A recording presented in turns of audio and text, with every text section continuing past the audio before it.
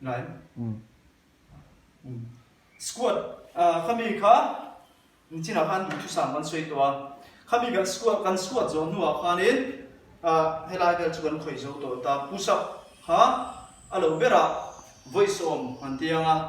mo a minimum voice om antianga chumi nuwa chuanin kan an chol ha tamanga kan tak salum lai thawin 30 seconds ver kan cholanga chumi nuwa chuanin adang han tilenga push up hi set thum atokang tiyan kan dar zona hianin tiyan nema push up chu pangai tiyan 1 2 3 4 5 6 7 8 9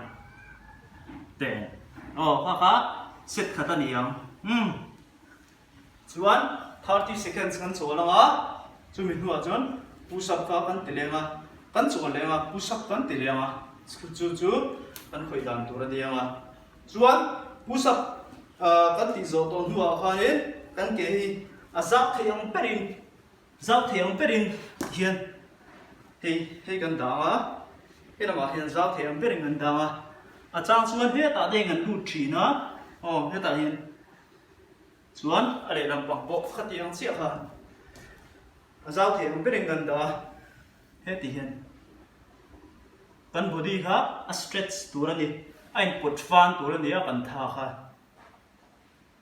kan zu kun deuh tur ani chumi hnuah chuanin he ta kan kar ta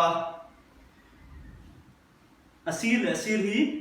kan ke sir hi kan khoyanga kan bekin le singa hian kan full stretch chi ta ni chuan tian ram theya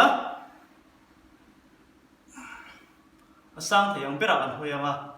ndak nga side left side da an kala right side da an kala chumi hnuah chuan back a an kala heta yam theyang berin ta hian kan hung lama hang an da don tir ani chu chuan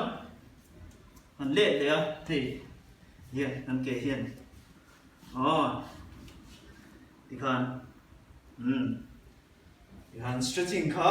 an lo du to do ni le